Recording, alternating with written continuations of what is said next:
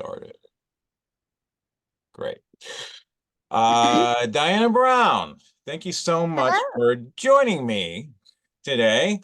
Um, every year with XPT, we like to interview people within the community and find out what's going on. Usually it's more puppet related. But since Mhm. you and I had talked in the past about trying to figure out a way for maybe there's this connection with XPT and Atlanta Fringe Festival, I thought this would be a great time to kind of talk to you because I know that you guys are actually still looking for people right now, Yeah. all the way until the 31st of this month, I believe, right? For hmm applications. Right. Great. Yeah.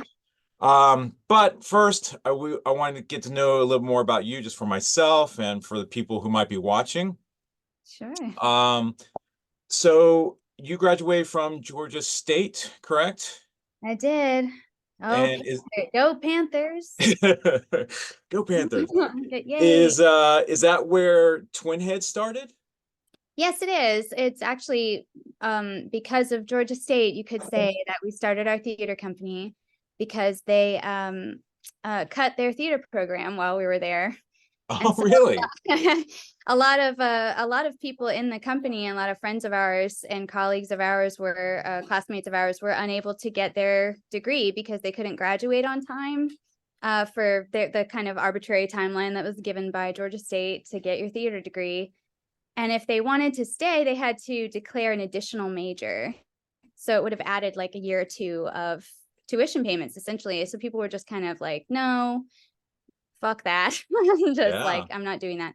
So we basically were like, let's just start our own thing and do our own thing because that it was so maddening to be, I don't know, in the middle of Atlanta, which was we were surrounded by theaters and we couldn't connect with any of them, and we didn't feel like it was a priority in our program, and it was very hard to get performance opportunities, writing opportunities, and directing opportunities unless you were in class. You had those very controlled times, but you didn't get any chance to just give it a whirl, like see what you're made of, test your metal, try some stuff. So we were like, well, let's just go do it ourselves.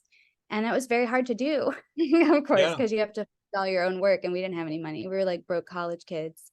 And So we were very did fortunate. you have to get like a professor or a teacher to kind of sign on and say, yeah, you guys can have a space here to kind of rehearse and kind of work things out, or was it always slightly outside of Georgia State? It was always outside of Georgia State, Okay. basically. Yeah, we all met there. A lot of us met there, but we would rehearse and write and strategize and chat and everything in our own living rooms. Everyone hosted different nights, and if you had a nice big space, that was usually the rehearsal one, and we would all be like, you probably get it. Everybody does the living room life where you have all your all around, and then you have the little playing space and you're like, okay, on the stage of course it's going to be about 600 feet bigger than this, but let's remember you're going to have a lot more time to walk, but until then you're going to walk this way Yeah. and jump over their leg, so it was a lot of that sort of stuff, but I loved it. I mean, it was awesome. It was you could just do whatever you wanted and play and learn and find your voice, and I thought it was really, I don't know, it was really artistically, I think it put you through the ringer, but it was really helpful in shaping, I think, a lot of our ideas about how we wanted things to be and kind of how we wish the art scene was, and how we would just a little bit easier to do this kind of work in Atlanta because it's such a tough place to produce things sometimes. And we were lucky that we had a relationship with iDrum, which was at the Mattress Factory Lofts at the time. Yeah. Yeah. And Yeah. they had a wonderful system where they were like, come in, do whatever you want. We'll take half the door, but we won't charge you for anything. And so we had time to go in there sometimes and like tape off our and be like, bring in our little weird set or whatever and hang out for a weekend and then leave and hang out in our living rooms and build the next show and write the next thing. So we ended up just like doing it for years and years. And one year we took a show. I wasn't actually there, but the team took a show to the Minnesota Fringe Festival, and they called us while they were there, and they were just kind of like, I've never been in an environment that loved theater, was so excited about performance in my life. Everyone around me in Minnesota is like buzzing and buzzing about Huh. theater they saw here and all this different types of shows that they could see. And they were just, every restaurant, everyone was just talking about shows and theater and performance and crazy stuff. And they were like, I felt so energized by it when they came back. They were like, let's do, what do we have to do? Do we call someone and they have to open a chapter here, or like a franchise, or how do you do a fringe festival? Yeah, And so yeah. we were like, let's put it on our strategic plan. And Little Five Business Association actually kind of kickstarted that idea in 2010. Wow. So we ended That's up getting, yeah, we ended up, we were just like, happened to know that Fringe was a place for weird theater. And they were like, we want to do a theater festival that's specifically for weirdos. How do you make sure only weirdos come through? And we were like, call it a Fringe. And they were like, tell me more. And so we just kind of went from there. And it's, yeah, we did our first one in 2012. And now we're doing wow. our 12th festival in June. Can you believe that? No, not at all. So when you were originally creating Twin Head Theater, I'm going back a little bit. Yeah, That was sorry. probably in the early 2000s. Yeah, yeah. Oh, 03, it was our first, like, Oh, three. we're getting this together And meeting. Atlanta was definitely kind of still much more a different place than it is now.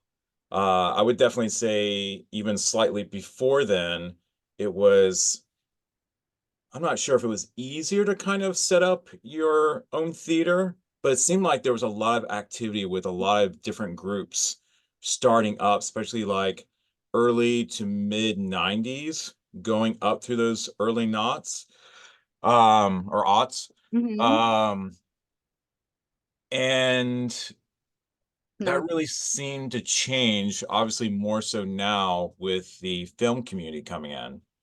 That's not like a blame thing. It's Yeah. just like seeing the focus kind of really moved over to film and TV. And Hmm. theater just seems to have, in a lot of ways, kind of taken a huge nosedive in Atlanta, from what I've seen. I'm a bit of an older guy, so maybe I'm just not in the know of what's happening with some of the Hmm. younger groups. Yeah. But I don't see the enthusiasm. And you're right, like with iDrum, and of course there was Art Farm back in Yeah. the day and stuff like that. There were Mhm. these spaces that you could be a smaller theater, and either that space would be free and they would just take cut of the door, or it'd be Mhm. cheap enough that you could experiment. Yeah. And that just doesn't seem to be around much anymore. It's so much harder now because of, I think, the real estate, the development. I mean, the Oh, venues are just not able to, even with the best will in the world to do it. And a lot of them do want to because, but they're like, I gotta keep what, when you look at the payments, it just doesn't make sense. And so you're just like, it's so hard to, theater can be so expensive if you want to do it, you know, I need my 100 seats and I need, if you yeah, want to do it like that, you need some money and it's really hard to do it. And then, there's so little press here too. They work so hard to cover, there's like so few of them that are working so hard to cover so much because Atlanta is a very talented place and we yeah, like to hustle and we like to make and we like to do. And so there is stuff going on, but how in the world can you hear about it? How can you get better if you can't get someone to come out and professionally tell you, hey, this is what's going on with you, because they don't have time. They have to go.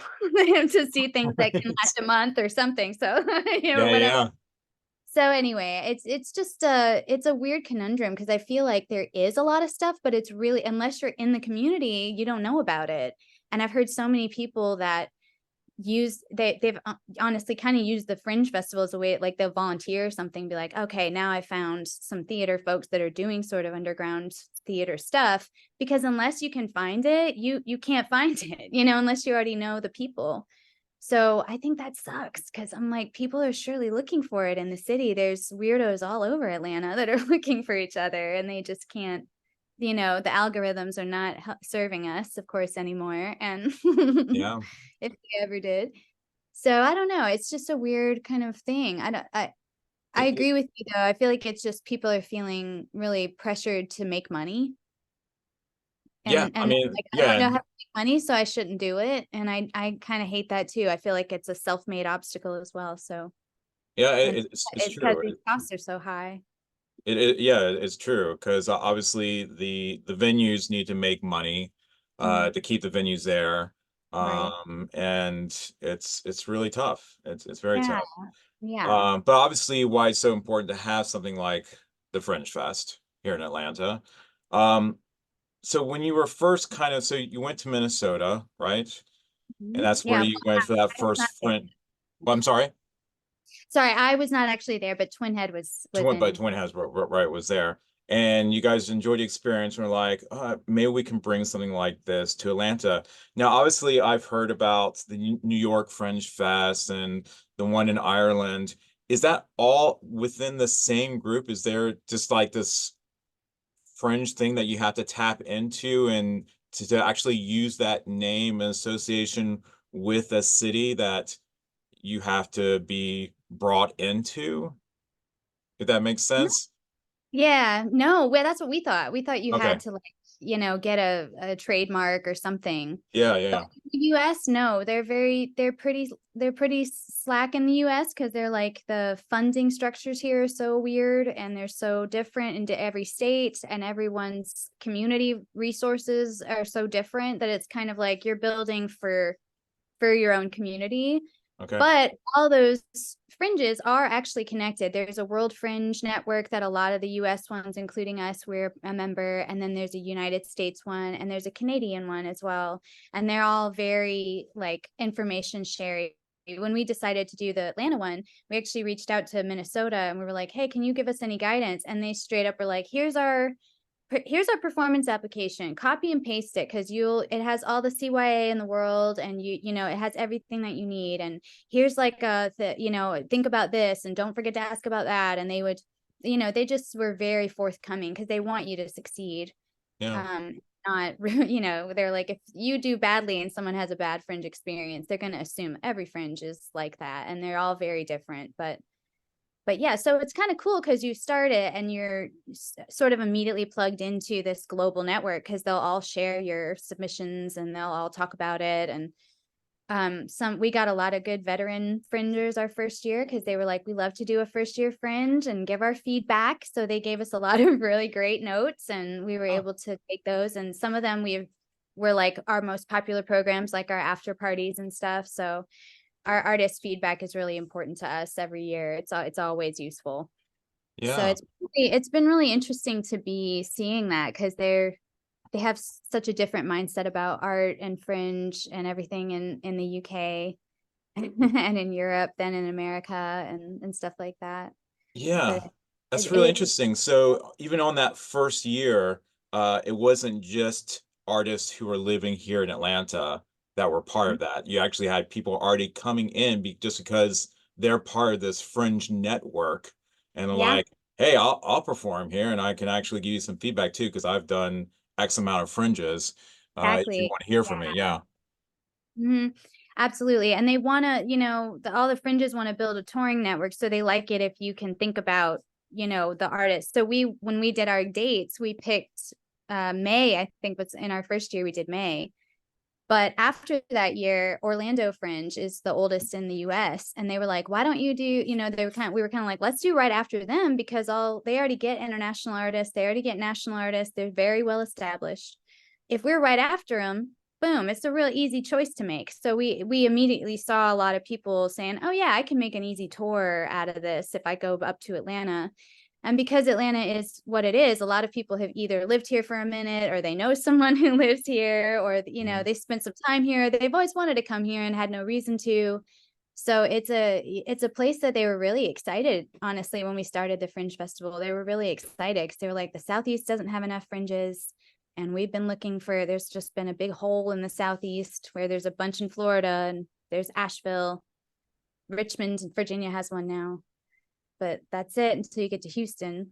So it's like, I mean, so they even were though you had your own theater experience, bringing that to fruition throughout the years and going through all that and dealing with all the things that come with building your own theater, Was it just absolutely daunting to think about that now you're kind of bringing in almost the world and trying to figure out how all this works? Or were you just kind of like, you know what?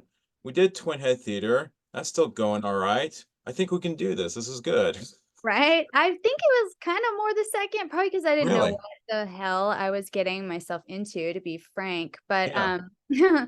but I think too, it was like because my theater company, we never had a space. So we were very used to having to source a venue and book it and figure it out and have venue relationships. We were very used to door splits with not just iDrum, but we did it with Lenny's Bar.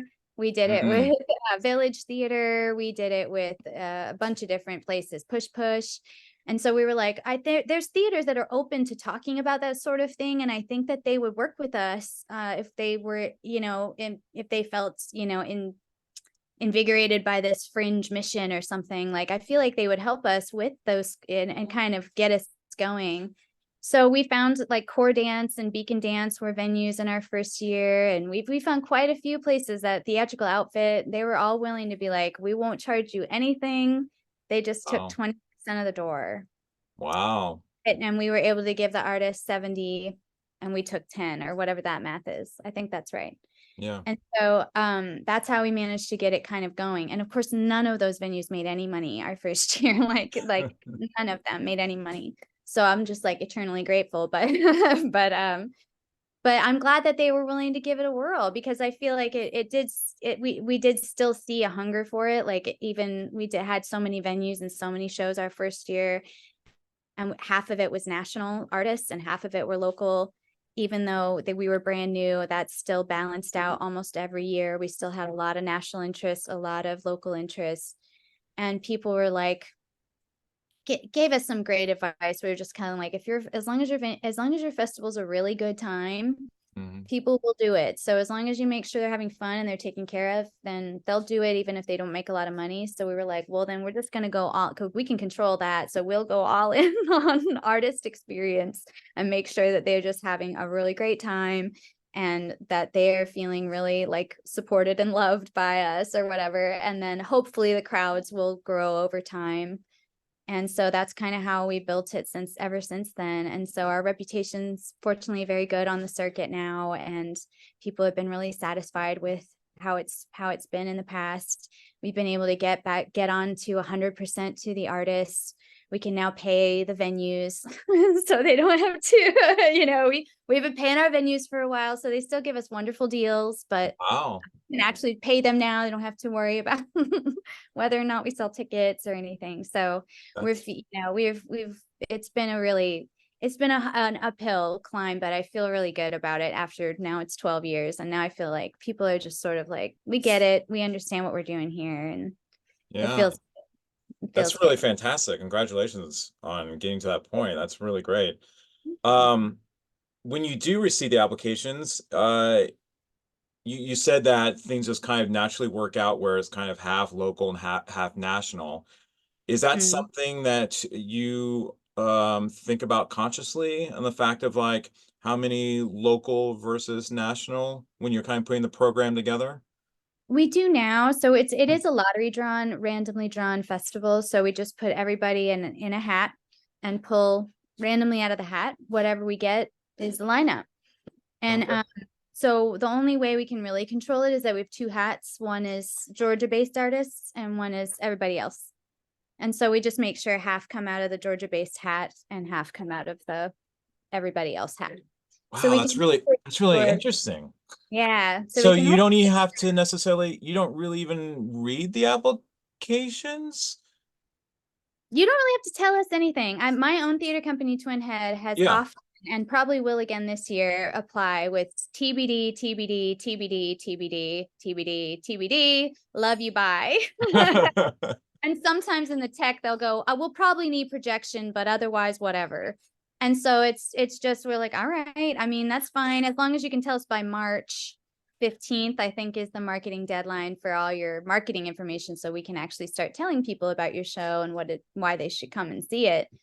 Um, you don't have to actually know what it is when you're applying. Because we were a very seat of our pants type of company, so that's why we did it like that. But Yeah, I was about to say, we're used to that. We're is used that coming from Twin Head? That idea of like um the idea uh is not necessarily the most important thing. It's just that you have the courage of wanting to do it. Yes, Huh. 100%.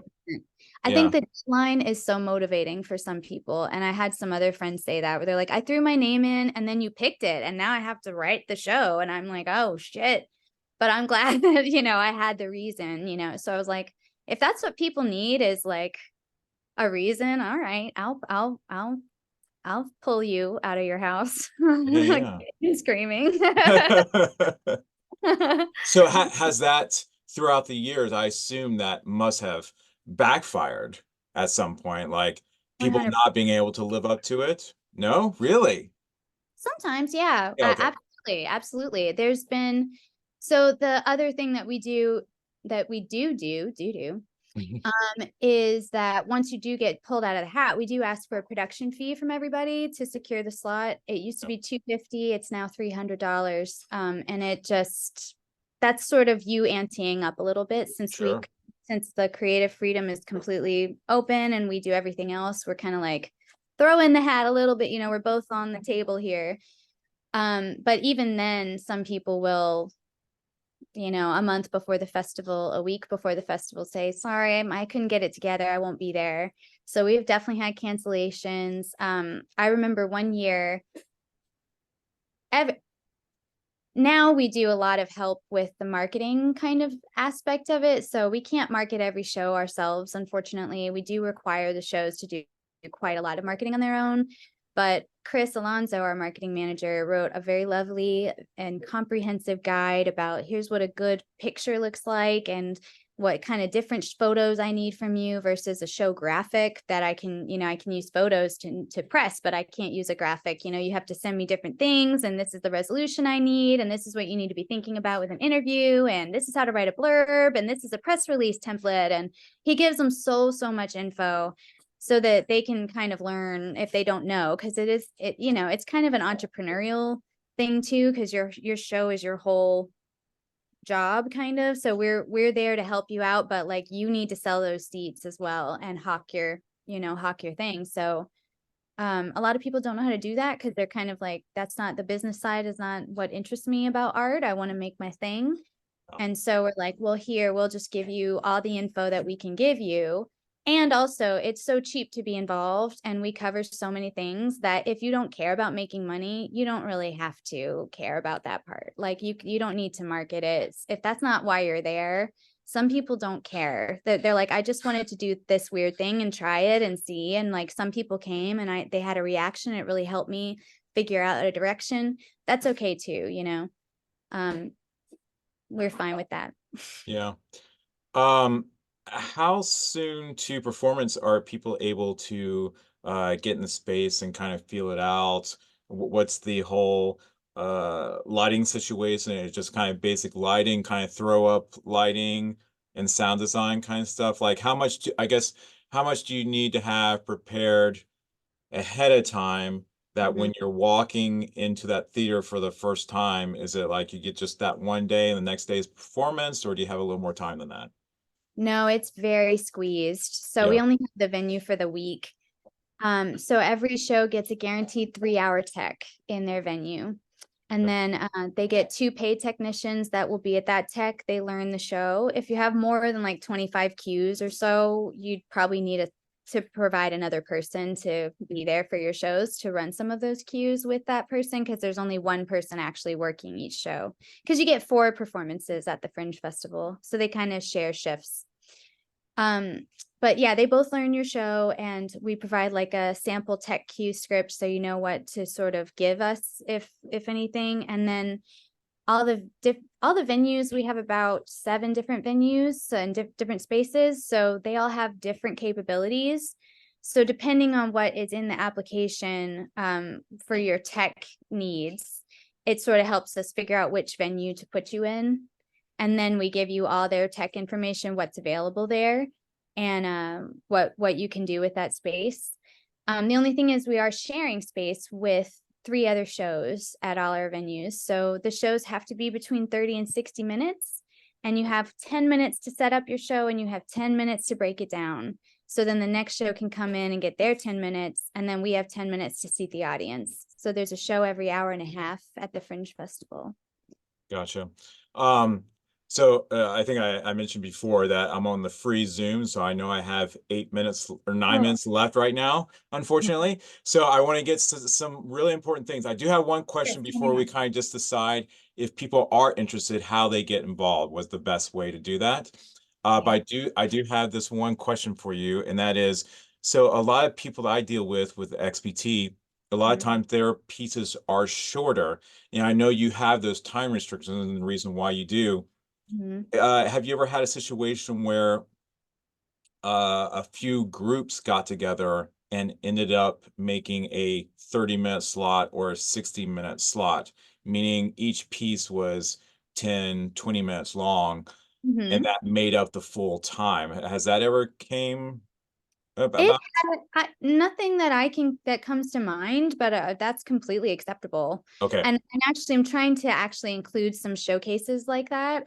But last year, Bo Brown did the Puppet Slam with us, and we also had David Perdue do the comedy one. I have a friend interested in maybe a dance one, because dance is another one, where they kind of usually sometimes it's like a 4 minute, a 7 minute, a 10 minute dance number, and that's all they've got in their application. And so I'm like, well, I don't want to say no. I want the dance, but I can't charge people $15 to see a 4 minute 4 Right. minute.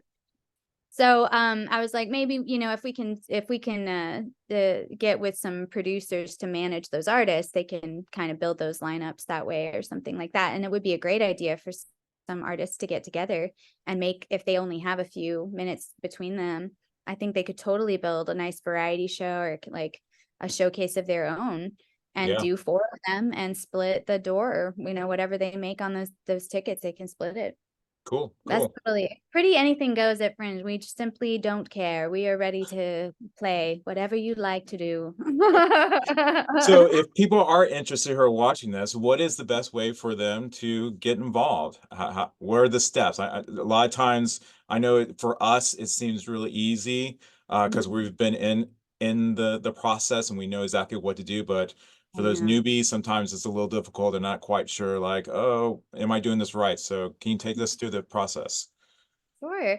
You would just go to atlantafringe.org. We've got a little button there that takes you to the application, and there's a lot of information that you read first. So you'll see all the basics about how it works with Fringe, the 10-minute setup, the 3-hour tech, the money, just how kind of everything works at the Fringe Festival. And if that all sounds good, you'll accept those terms and conditions. We're all on the same page. And then we basically just need your contact information, if you know your show's title and a synopsis, if you have got a runtime, if you've got a maturity rating, any kind of information about categories they fit in, drama, comedy, puppetry, anything that applies, um, throw it in there. And then any technical information you can give us so we can put you in a venue that makes the most sense for your show. And do you want any disability services? If we manage to get some of those funded this year, you can opt into those services. And then there is an application fee of $35. And then you just sign a little waiver that says I'm down for whatever if I get drawn. And then we're going to do our lottery on February 3rd, I think, whatever that Sunday is. Mm, Um, so they close on the 31st.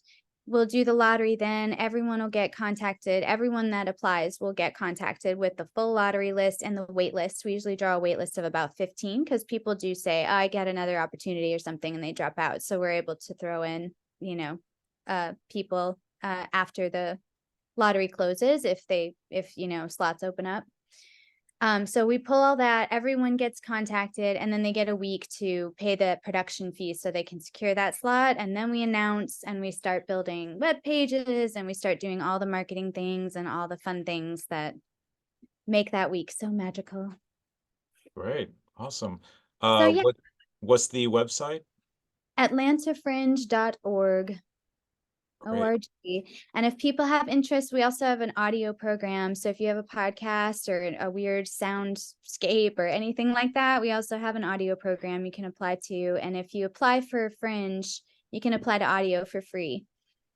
And so yeah, and all the shows are in the running for cash prizes. You do get 100% of your box office returned to you. Yeah, lots of good stuff. It's great. And thank you so much for your time. I really appreciate this. This is so Yeah. last minute. I wish I had thought about this months ago and we would have gotten a better situation for this. But I'm glad I got it Better late done. than And I truly hope that maybe there is some kind of alliance we just haven't figured out yet that XPT and the Fringe can kind of combine in some force. Because I think it's to both of our benefits for that to happen. I So would love that. yeah, Yes, yeah, please. yeah. Thank you so much for making time because this is so awesome of you to share it. We love having puppetry at the Fringe, and y'all are doing exactly the kind of weird shit that we want to see. So bring it on. Awesome. Thank you so much, Thank you Diane. so much, Wade. All I right. appreciate it. Bye-bye. Bye.